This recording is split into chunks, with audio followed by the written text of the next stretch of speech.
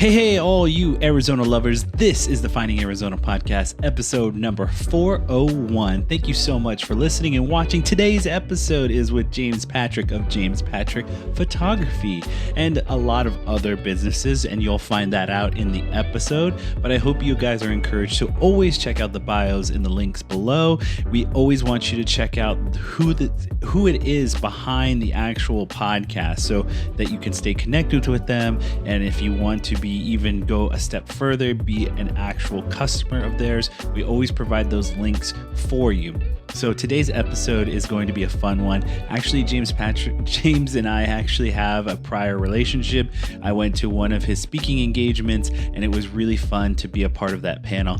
And now Brittany will get that opportunity the same as I. It was a lot of fun to just even get to know him on a personal level, just realizing his story, where he comes from.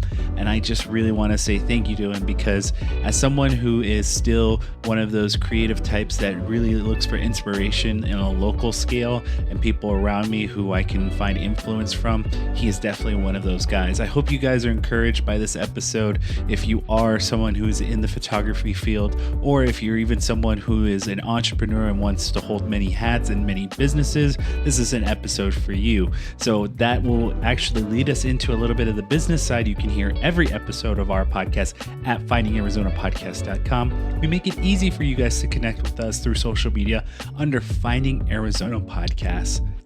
Last but not least, if you want to send us direct line over to email, it's findingarizonapodcast@gmail.com. And I hope you guys are even more excited about these episodes, because we are working nonstop to make sure that they're at the highest quality that they can be. And if that's something that interests you, I encourage you guys to go check out our new tab under the Found House. That is actually going to be our service industry, where we are going to help you guys on multiple scales to put out your content, things that you want from even just social media side. If you want to do podcasting, more power to you. I encourage it all, and we want to work with you. We also want to make sure that you guys are part of the community by giving you kind of that grand stamp of approval from our end, and hope that you guys will be encouraged to work with us and be a teammate of ours.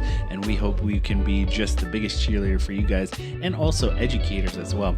We don't let you leave without understanding and knowing certain items of doing the actual process part, so that you don't feel like you're being given anything and everything without an actual intention of learning yourself as well, just in case something down the road happens where if you want to do this on your own, you can go do it. We want things to be great. We want people to feel encouraged to do it on their own as well, just like we did. So that being said, go check out the Found House, stay connected with us, and as always, we hope that you guys enjoy every episode, and we will see you next time. Kisses, hugs, and belly rubs to our four-legged friends. Catch you later.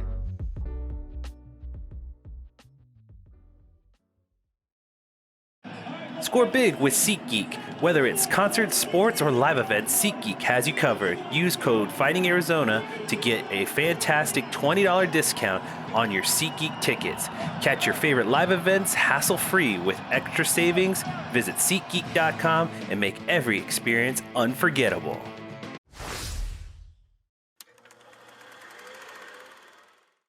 Welcome back, everybody, to the Finding Arizona podcast. I'm your host, Jose. Thank you so much for watching us. But as always, we bring in fantastic guests every week. And today, I'd like to say I'm sitting in front of someone that inspires me, someone who is just fantastic all the way through. Ladies and gentlemen, I'd love to introduce you into the world of photography and the world of James Patrick. Welcome. Thank you so much for having me on. Yeah, absolutely. I'm noticing we have almost identical. Almost identical. Yes. Going on. Yes. Here. Clear is the way. It goes with think alike. It goes with everything. No matter what you wear, it just fits right in. Yeah. I like it. Exactly. So we're going to talk a little bit about your origin story, everything from where you came from, what started this, and then on top of that, you've expanded into courses, coaching. You have a whole set of books that you sell on the side as well. I mean, you do it all, man. So I'm excited to get into this. Give us one thing is you're from Oro Valley? Oh my gosh. That's a deep dive. Yeah. Yeah. I did my digging, man. I grew up in, I originally Chicago. Okay. Then, Chicago. How did you end up there? My father worked for IBM for 40 years. Wow. And they were shuffling around a lot of their salespeople. Okay. Late 80s, early 90s, as the computer market started to get a little precarious with Macintosh kind of taking the rise up. Yeah. And he ended up getting relocated to Tucson, Arizona. It's basically like, nowhere. You can go to New Jersey or Tucson. And it was like, well, I don't want to go to Jersey, so let's go to Tucson. And that's how we ended up in Tucson, just north of Tucson in Oro Valley. And so from 92 to about, 2019, I lived there. Wow. Not with my parents the whole time. Of course. But I went to high school there, ended up going to college at U of A. Yeah. And then my wife and I had a house just north of Tucson for a couple of years. And then it was at the end of 2019, we decided, it's time to get up to Phoenix, because I had actually been working in Phoenix almost exclusively for years. But that meant I had to drive up. Yeah. It's like 4 days a week. Yeah. I put over 300,000 miles on my car. Wow. What were you driving then? Pontiac Vibe. Okay. Yeah. Actually, my car wouldn't let me get to 300,000. It topped out at 299,999, and the odometer stopped.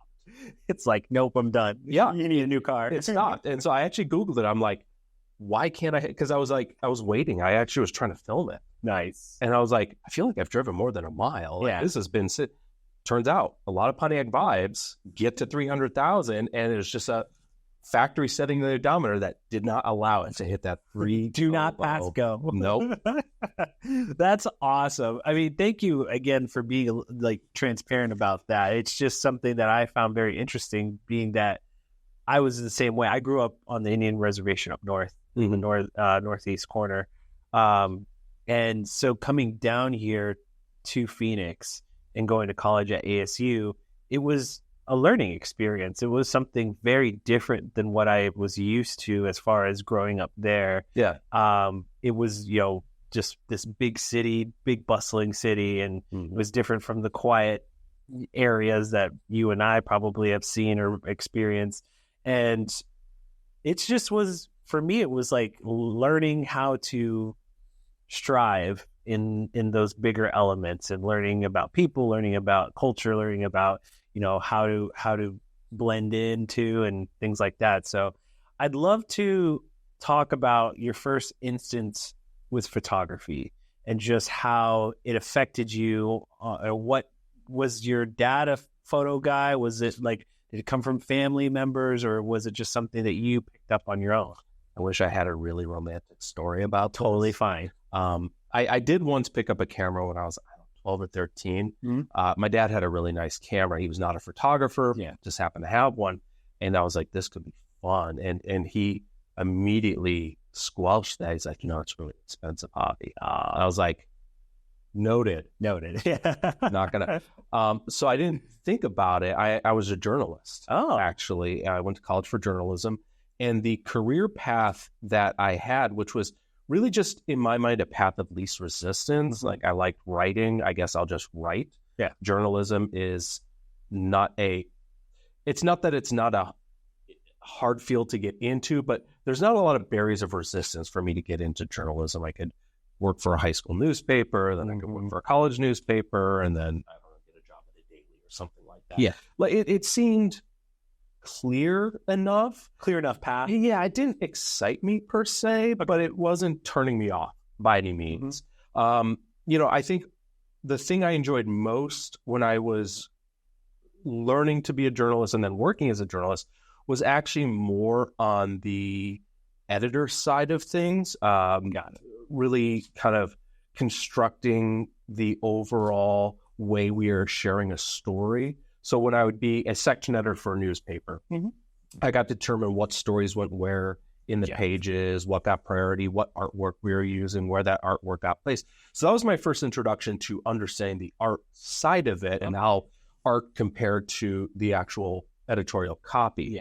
And the design element, I loved. I had so much fun. I mean, back then we had to print everything out, and lay it on 24 by 36 flats. Got it.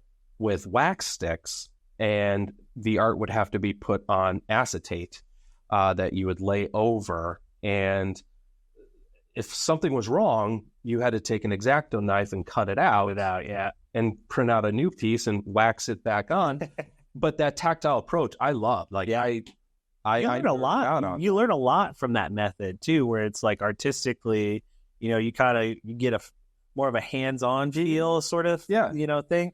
And I've always found it very interesting, those older methods. I mean, going through school at high school, I was learning a little bit of mechanical drawing, and that led me into more of like my love of architecture. And then that led me into where I was at college, where I didn't know anything about what I do for my daily job, which is landscape architecture. I had no idea that even existed. And just being around people that I grew up with and being outdoors and just loving the environment and how the landscape speaks and tells a story, that overall was like, oh, that's what I want to do. And so having those little techniques of like mechanical drafting and things like that always stood out to me, because I had a love for that piece and love for that art element and physical tactile, like you said. And that really fed into growing into the daily things of what I do now. And now it's more computer based, but I still have a love for hand drafting and love for hand drawing too. I guess I didn't know you did landscape architecture. No, it's not something that I throw out there a lot, but it's just, it's definitely it's one thing that feeds me, but it's also another thing that I find truly beautiful, because it's what I do on the daily. This in particular is something that was fed from my grandfather, who was an oral storyteller of where I grew up as an elder, and he had a lot of stories that he was a holder of in the tradition of my tribe and things like that. So he taught me the importance of storytelling, and that's what fed this kind of what I do for the podcast. That's amazing. You're able to kind of combine all those talents. I'll tell you what I love about landscape architecture. Post-college, I took a safer job. Okay. Because, just to kind of backtrack, it was journalism that led me into photojournalism, and all of a sudden I'm taking photos to go along with the articles. That was, to answer your question, I never answered. But out of college, I took a safe job in marketing. I was like, marketing pays better than journalism.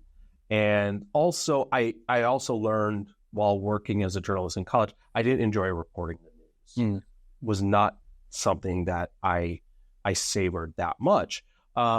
But the marketing job I worked for was a professional service company that did architecture, engineering, and construction management. Okay. And one of my favorite team members was our landscape architect. Nice. And the reason being is, we had our engineers, and they were so mathematical and so left-brained. Yeah. And then we had our architects, which were so artistic and creative and so right-brained. The landscape architect had that homogenization of the two, and they were kind of that ambivert. And I love that approach. Also, he had the coolest office in our building. Nice. That was like so well designed and laid out. I'm like, well, of course your office is perfect.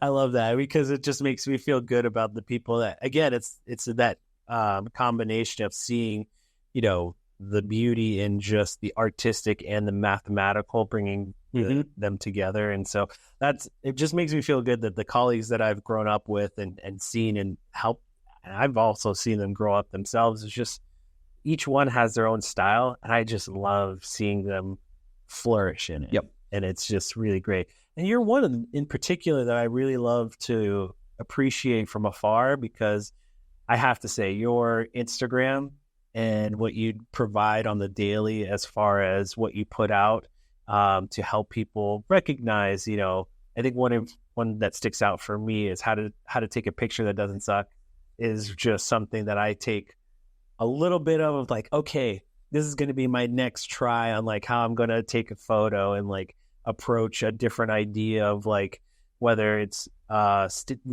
taking a picture with my wife or with my family or something like that, because it always just helps me feed my creativity. But I think that you have a well verse of different things that you post that I think everyone can take away a little something from you. Thank you. I just really enjoy it. So I'm going to ask you more about the techniques of certain things of like what you do on the daily as well. Of, okay, we've gotten your love coming from something as far as picking up photography, and then now your first couple of gigs going down pretty well. I assume were the first ones really well for you as a photographer? Yeah, I mean, yeah, I was doing stuff on the side simply because out of college I didn't really know professional photographers, so it didn't seem a viable career plan. Sure. And, we're also kind of had our parents' voice in the back of our heads, which is, have a regular paycheck and a 401k and benefits. And, paying for benefits is really expensive, which it is. I can tell you. And I just, and what made it even trickier was then came 2008. Oh, yeah. And I was so fortunate to have my marketing job because marketing is a fairly recession-proof career path because my photo work dried up. Like I was getting work, but 2008 comes around, crickets. A lot of my clients that I had freelance were going out of business. So I was like, well, maybe I'll just put the camera up on a shelf. It was fun for a couple of years. Like, that was cute. That was a cute little, that's what you thought. You're like, and I remember, it's like, that was a cute little hobby, thinking back to what, my dad had told me, 10 years prior. But it gnawed at me. I was like, yeah, I really like it. Like, I like it too much not to. Yeah. So what if I just did one thing and made that my thing, just one thing? And so the idea was, well, I like working with athletes. I'll just do that. I'll just be the sports photographer. And I don't like shooting live sports. I like portraits. So I'll do portraits of athletes. That would be my thing, athletic portraiture.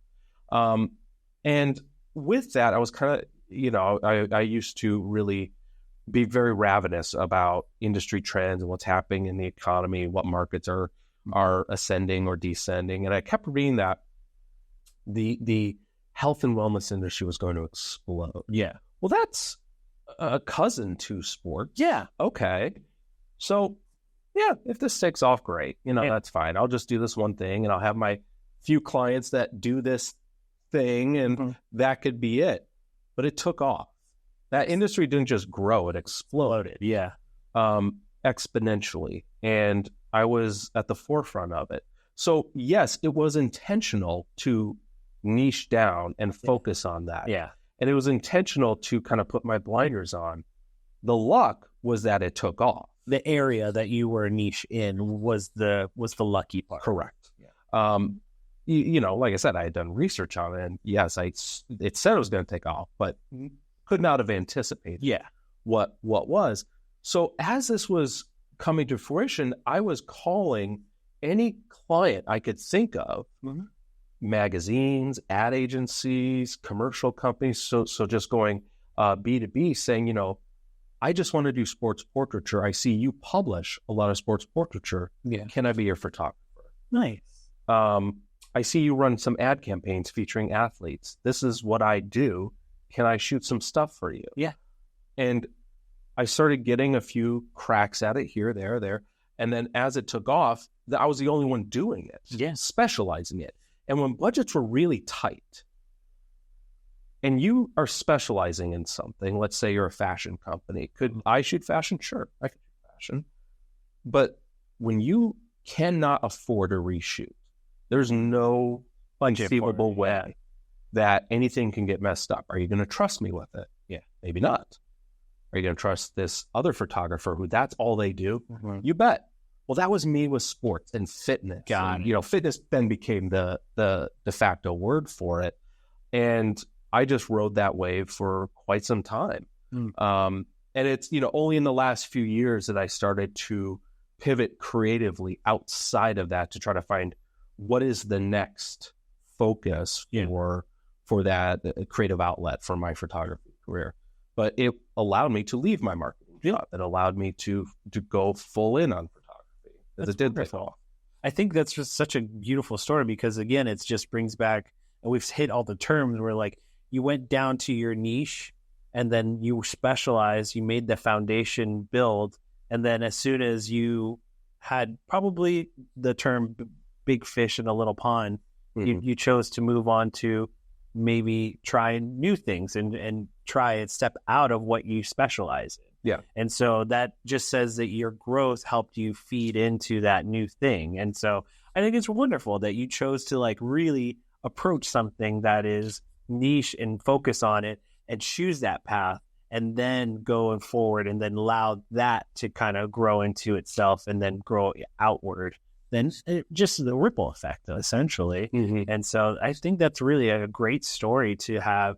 I think, like you said, the luck part was just, I mean, not luck, but you knew certain things were going to happen in this market, but at the same time, you can't control it. And, I was thinking about this the other day, and I want to extrapolate on it at some point, but I was trying to weigh what is more important, hard work or luck in any entrepreneurial path. And I think hard work's required, but luck sure as hell helps. Yeah. And the way I kind of look at luck is I do think luck is kind of circular. It keeps coming around. And I think if you did the work, you can take advantage of it when it does come around. You can choose to be able to, kind of like a bus schedule, like, another one's coming, but am I going to be prepped for when it comes? And there have been times where I wasn't. And, I when I first tried to write a book, I was still working in marketing. I had this idea that I thought, this is a bestseller idea. And it became a best-selling book. Only I didn't write it.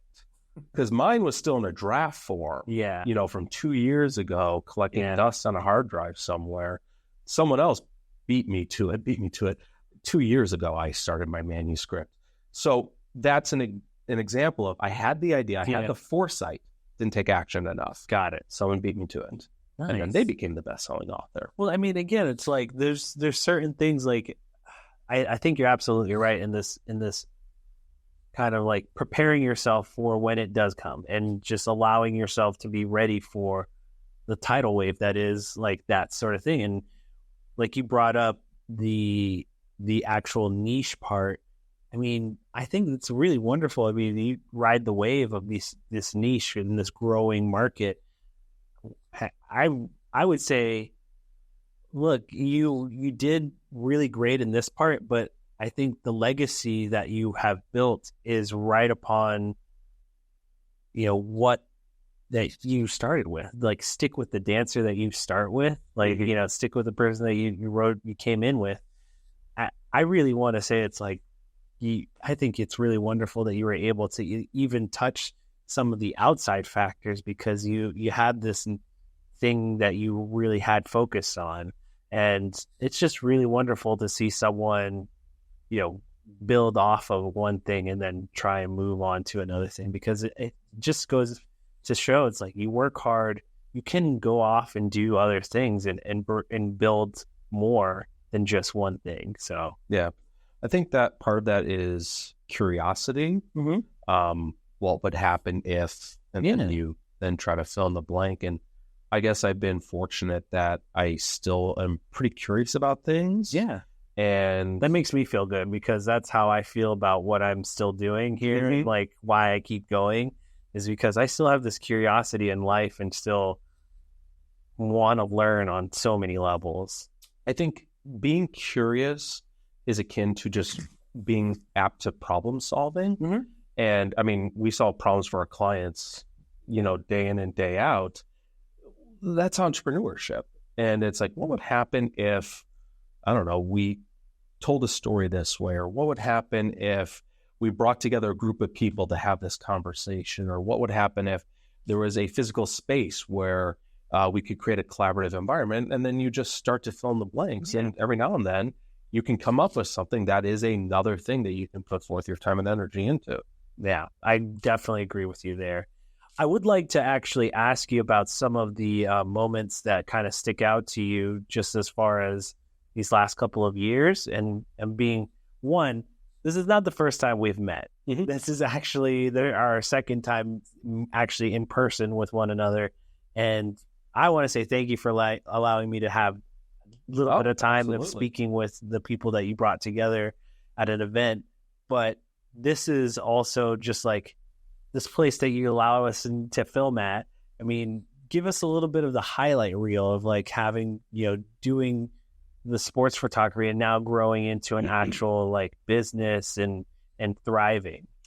Yeah. So I oversee, excuse me, let's say plus or minus 10 different brands right now, across a couple different channels. One channel is the art channel, which is my photography business. Mm-hmm. I also own a graphic and branding design agency. Nice. I do neither of those things, but we have a really great team. Yeah, that's right. That does. And that was the idea behind that is it was a brand extension. Yeah. If people are coming to me for a service and I'm starting to get so many inquiries of, well, what do I do on this other side? Well, I can help with that too. Let me just piece together the people mm-hmm. and the team that can solve that problem for you. And that's how our design agency was born. Then we have our, we'll call it the media side of the communication mm-hmm. side. And that's, we own a couple magazines. I have my podcast. We have a digital media platform. And that was me bringing back where this all began, which was journalism for me and telling stories. That never left. Like as a photographer, I'm still a storyteller. Yeah. So to have a team where the mission is to craft and communicate different stories, whether it's in a podcast form, whether it's in a physical magazine, or whether it's articles online, like we want to be able to connect with our audiences. And then there's a coaching side as well, which I run through my conference, which you were able to be a part of, consulting with different entrepreneurs.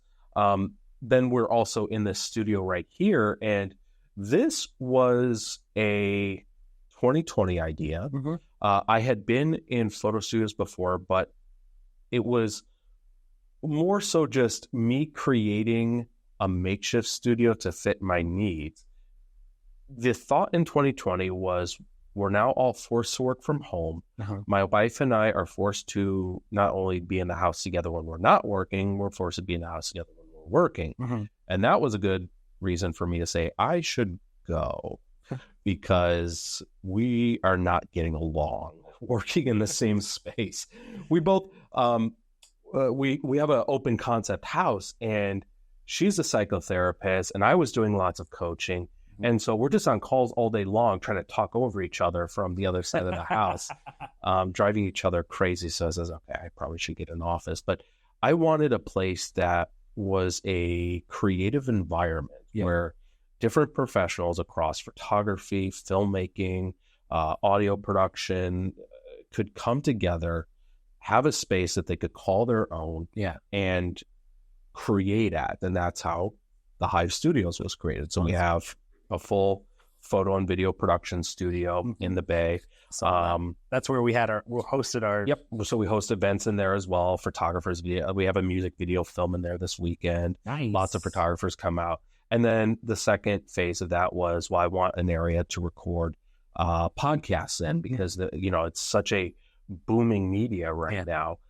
So I built out this podcast studio just actually a couple weeks ago. Nice. So we've had a couple clients be able to come in here and record their sessions in here. So cool. It's fun because, my office is here, but every day a different creative gets to come through the door. Exactly. And I just get 5 seconds just to chat with them real quick, just as they're off to create something. You just see so many different campaigns being produced in the same facility. So that to me is really cool.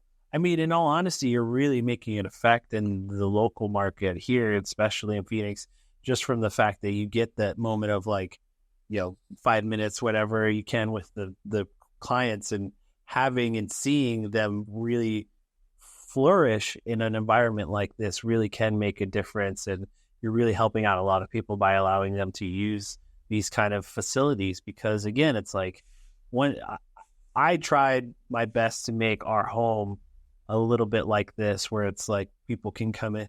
But again, as my son came into the picture, I'm really wanting to step out of that, because I want to try and allow for a space that we can, again, help others in creativity and allowing, separation of church and state sort of thing.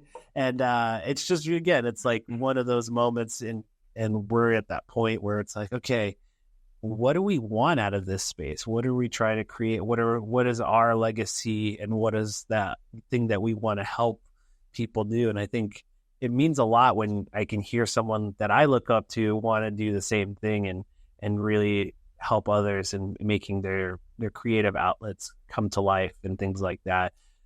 I'll add one thing to the harmony part of it.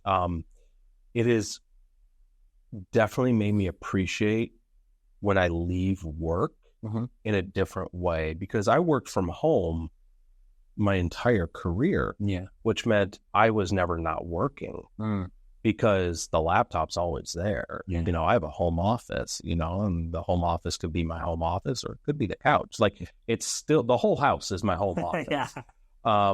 But I've been here 3 years now, and I think I bring my computer home most days. I just put it in my bag, and maybe I take some paperwork home with me. I don't know if I've ever opened it at home. That's great. And that's the thing. It's just like, I get home, I'm like, I'm good. Yeah, I'm good. I'm at work tomorrow. Like, I can be present now. And that never, and there are multiple factors. I'm a father now and stuff like that. But I don't know if that would have come to the same level had I still just been working from home. At this point. Yeah, absolutely. Well, okay. So we've hit a lot of different things about what you do, the services you provide, your past, and just how the photography has been a huge blessing and a huge factor in your life as well. Now, as we reach this conversational pivotal point, I like to kind of move towards goals, things that may be still in the dreams, works in your mind, things that keep you up at night, things like that. Is there something other than what you have going here that you are looking forward to? From a business perspective, I'm like really happy with all the pieces we have right now. So I would say I finally feel confident in all the pieces on the board. I think for so many years, I was kind of trying to figure out, do I have everything I want to be working on? Is there something else? Right now, I'm very happy with the pieces we have and the team we have. Great. And it excites me. I get excited coming into work. The one thing I would say professionally that I have my sights set on, something I've been working towards for the last year, is I've been shifting my audience focus in the last year. For so long, my focus was individuals in the health and wellness space, because that creatively was what I was photographing. Been pivoting a little bit with the curiosity of, could I build an audience of creative professionals? You had mentioned my Instagram reels, how to take a photo that doesn't suck. That would not have worked 3-4 years ago. Okay. Because my audience wouldn't have, they'd be like, what are you doing? Exactly. Like, this is not fitness. This is not marketing. This is not how to get published, etc. The reason is I tried to launch a business back in 2018 and it flopped. The idea was to create a series of workshops just for creative professionals. Okay. It didn't do well. I don't think we covered our expenses. I think we lost some money on it.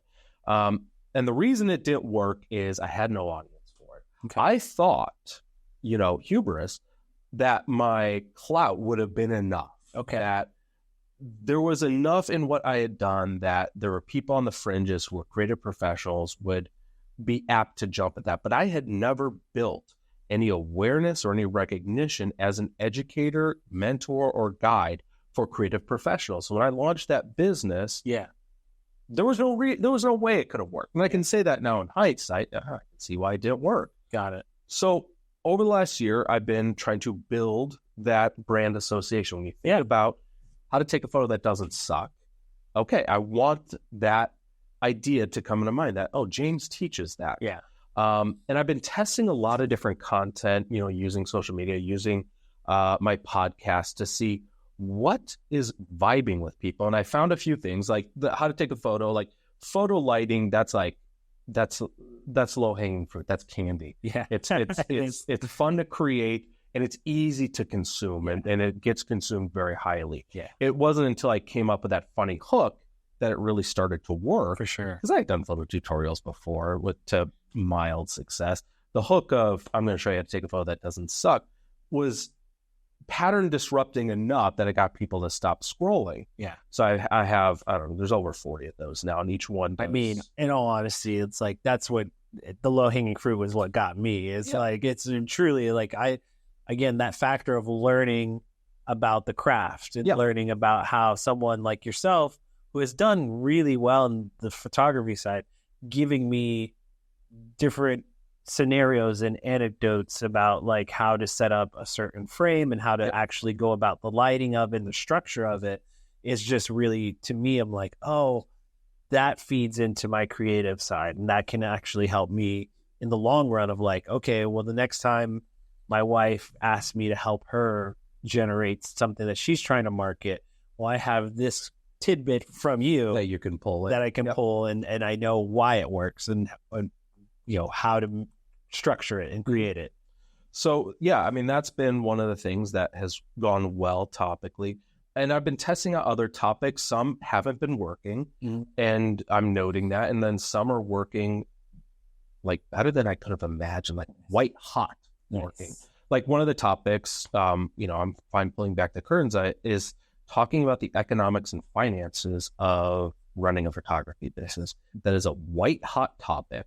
Dude. Anytime I post about it, communicate about it, open up about it. I'm so glad you brought this up. It lights up. Yeah. So what I'm doing is I'm trying to build a clear connection between my brand as a business owner and the topics of creative entrepreneurship, lighting, photography, etc. The reason being is, one, I want to have another book done on photography. And I'm trying to build enough social clout that it's far easier for a book agent and or a book publisher to greenlight this project because they can clearly see he has the audience for it. This is not just inflated Instagram numbers. He has the engagement. He has the topics. So that's why I'm testing out topically what I think's working conversationally, what's not working. It's almost like a feeder system where it's like, it's like you have your chapters. How do I, take these different topics and then I'm going to basically poll feed, run the numbers and the insight of like, okay, my audience really likes this A versus B or C sort of deal. And then that becomes the chapter, or that becomes the point of the book or something like that. So it's really great. The reason why I love that you brought up the breakdown of like what it costs and stuff, like it just came across my Instagram and I was like, oh, I showed my wife this, and I was like, it just basically was a guy, he had an Excel spreadsheet. It's like, this is how much I would, break down one day of a music video. And like, you got your audio guys, you got your video production people, and blah, blah, blah. He broke it all down, and then he just like underneath him, he had the spreadsheet with all the numbers and stuff like that. So it was like, what it does is it helps give clarity for those who are afraid to ask those questions. I join a lot of Facebook groups for two reasons. One, because I like to connect with others in different topics or genres. And two, because I'm a little bit of a masochist and I just love to see how much arguing goes on in these groups. And, photography groups are particularly devious when it comes to individuals attacking each other. And it's unfortunate. And it's, someone will post something and they're saying, well, here's a shoot I did for, a couple $100. Can I get some feedback on this? Yeah. And people are commenting, oh, you should give them their money back. They should hire a professional. I'm like, boy, that was not helpful. Yeah. And this person's never going to ask for help again. Yeah. Ever. They don't trust it. Yeah. So to create transparency and to create an environment where people feel comfortable communicating and learning and sharing without this fear of judgment or reprisal, that's where we need to go as an industry. I think this whole idea of being an elitist, gatekeeper, this is ours, you can't be in. Yeah. That was the 80s. That was the 90s. We're so far past that. To try to bring that back now. Yeah. I mean, in all honesty, too, it's like there's a level of like, well, there's a YouTube, too. It's like you run the gamut of like how you learn is just on you, essentially. It's like there's so many outlets in your phone, in your actual like smartphone. Mm-hmm. You have a million different ways to learn how to take or make, certain things. And so why, to be a gatekeeper, to uphold that thing is just, to me, it's not healthy. It's not helping anyone. It's not giving you the opportunity to learn and grow with an audience. It's not giving them the opportunity to learn and grow with you and want to be your friend or want to help you out in the future. So it's like, it's a zero-sum mindset. Yeah. And you can have that. And, if that's how you're going to look at business, you're going to lose a lot more than you're going to win. Mm-hmm. And that's unfortunate. Yeah. Or you can look at everything as a collaboration, as an opportunity, and you're going to win a lot more than you're going to lose. And I'd rather be in that camp because it's also way less stressful. Yeah. Well, that really helps me just say like that was a nice way to end our conversation and just kind of give you the floor to let everyone know where they can find you online, social media handles. One of my personal favorites, your Instagram, anything and everything to help promote yourself. Go right ahead. Yeah. J Patrick Photo on Instagram. You can find anything else from there. Yeah. Makes it simple. Yeah. Awesome. Well, thank you. Thank you so much. I truly appreciate it. And before we go, we do have an outro for us. You can hear every episode of our podcast at findingarizonapodcast.com and under all social media, Finding Arizona Podcast. Last but not least, we always end every episode with kisses, hugs, and belly rubs to our four-legged friends. And we will see you next time. Thank you.